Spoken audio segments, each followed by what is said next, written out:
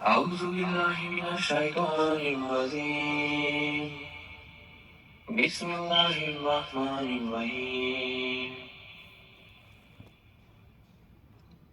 سورة فاتحة الحمد لله رب العالمين الرحمن الرحيم مالك يوم الدين إياك نعبد وإياك نستعين اهدنا الصراط المستقيم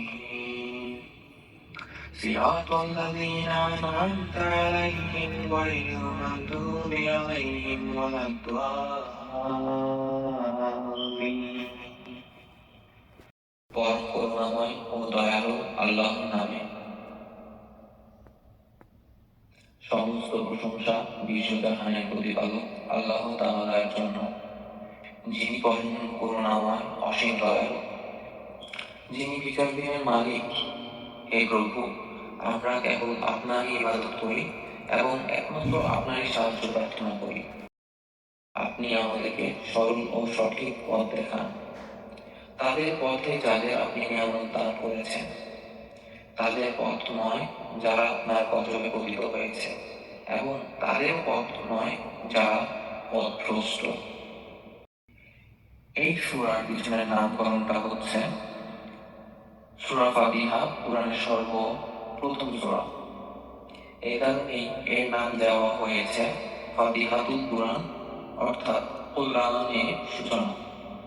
এছাড়া আরো বহু নাম রয়েছে, তোর মধ্যে প্রসিদ্ধ নাম হলো ফাতিহা, উম্মুল কুরআন, ফাতিহাতুল কিতাব, শাফিয়া, সাবি মাসানি, হামদ, তালিমুন, মাসআলা, মুনাজাত, কুরআনে আজিম ও 10 নম্বর হচ্ছে উম্মুল কিতাব।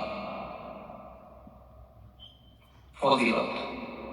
সহিহ হাদিসে বর্ণিত হয়েছে, সর্বাপেক্ষা উত্তম জিকির লা ইলাহা ইল্লাল্লাহ এবং সর্বাপেক্ষা উত্তম দোয়া সূরা ফাতিহা।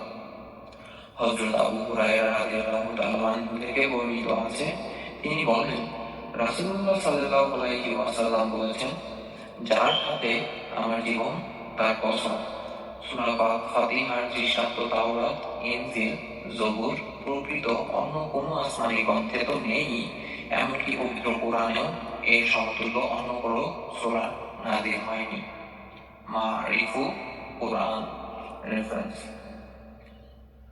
সূরা শেষে আমিন বলা সুন্নাত, কিন্তু আমিন সূরার অংশ নয়।